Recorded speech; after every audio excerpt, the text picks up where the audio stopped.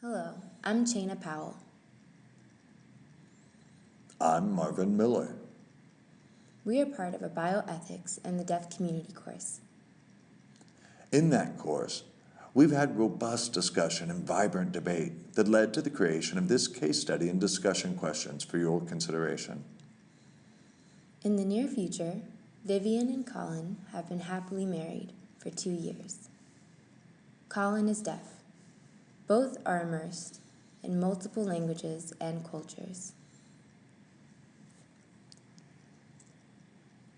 Our happy couple is excited about planning to have a baby. Vivian, because of concerns about her family history, decides that they should seek genetic counseling. They go to meet with a genetic counselor named Dr. Oppenheim. During the counseling session, Dr. Oppenheim cautions them that there's a likelihood that their child will be born deaf. He quickly reassures them that with the new technology known as CRISPR-Cas9 gene editing, it's a simple affair to fix defective genes that cause serious illness or disability and ensure a good baby. He adds that these techniques are available prior to pregnancy or in utero. He lauds the success of these techniques in reducing the numbers of deaf births by 65%. Vivian and Colin were left unsettled and disturbed by the counseling session with the doctor. They saw that this could threaten the elimination of deaf people and their languages and cultures. They were even more concerned because of the passage of a law in the UK, the Human Fertilization and Embryology Act, or HFEA. That law prohibited the implantation of any embryo known to have defect of illness or disability for a pregnancy. This meant that hearing parents had the freedom to intentionally select offspring like themselves, but deaf people could not, which disadvantages deaf people. The passage of the UK law prompted the creation and introduction of a health insurance bill here in the US, requiring all prospective parents, whether planned pregnancy or not, whether using in vitro fertilization or not, to make use of CRISPR-Cas9 techniques to edit the offspring's genes to be free of defect. It also states that if parents should choose to bring to term a child that does have a disability, insurers will not be liable for any associated costs throughout the life of the offspring. The parents will be responsible for all costs out of pocket.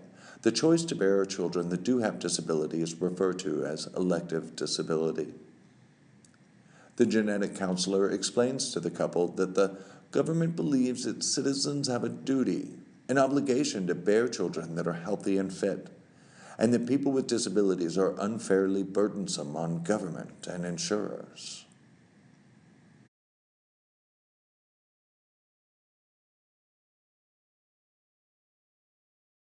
Both are struck by this news, and considering the high value they place on many cultures and languages and their preservation, they leave with heavy hearts. Soon after, they contact Colin's deaf cousin Amelia. Amelia tells them that she knows about this and she is working with the National Association of the Deaf, the NAD, to stop the passage of that bill.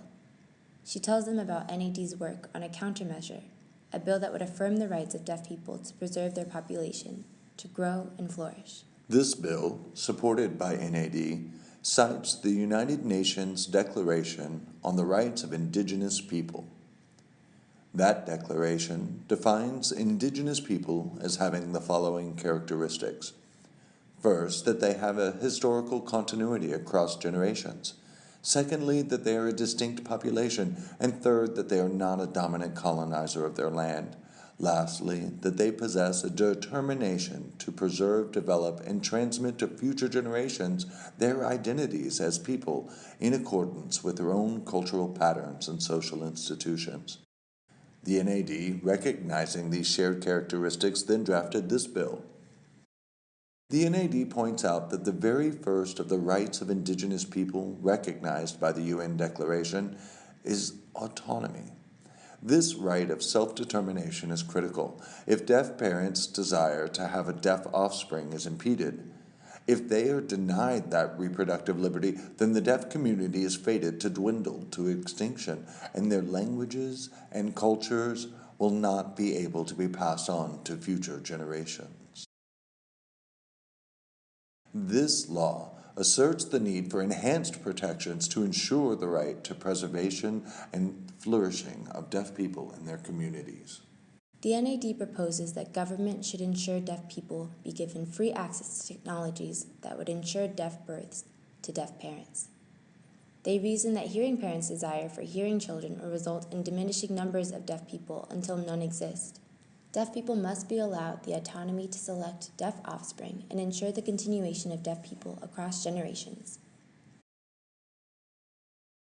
This bill would ensure that the deaf community can access CRISPR gene editing technology to ensure the continuation and growth of their numbers.